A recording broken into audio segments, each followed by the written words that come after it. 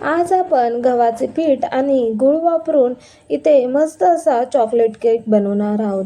तुम्ही इथे बघू शकता किती सॉफ्ट स्पंजी असा आपला केक इथे तयार झालेला आहे. त्यासाठी सुरुवातीला इथे मी पाऊण कप गूळ बारीक चिरून घेतला. त्यामध्ये अर्धा कप दही टाकलेला आहे. पाव कप यामध्ये मी तेल टाकलेलं आहे. याऐवजी तुम्ही बटर किंवा तूप देखील वापरू शकता. हे छान असं सर्व जिन्नस एकजीव करून घ्यायचे. त्यानंतर मी इथे गॅसवर एक टोप ठेवलेला आहे. त्यामध्ये मीठ टाकून घेतलं आणि त्यावर रिंग ठेवली. इथे आपण हाय फ्लेमवर 5 मिनिटं टोप प्रीहीट करून घेणार आहोत.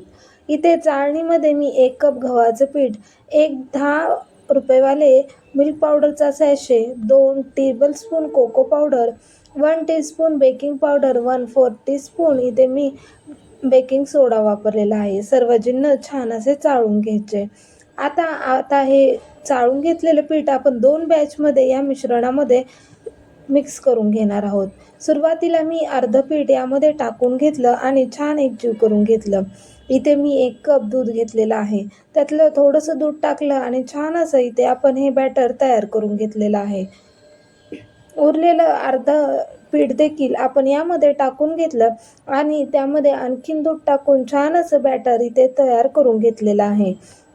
इथे आपल्याला रिबन कन्सिस्टन्सीमध्ये छान असं बॅटर इथे आपल्याला तयार करायचं आहे.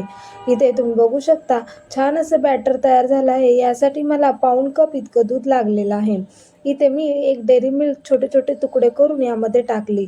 इथे वाटीला तेल लावून घेतलं आणि पाऊण वाटी इतकं मिश्रण आपण या वाट्यांमध्ये टाकून घेणार आहोत आणि थोडंसं टॅप करून घ्यायचं. आता इथे आपण त्या टोपामध्ये एक चाळण ठेवणार आहोत आणि त्यावर या वाट्या ठेवून घ्यायच्या आहेत.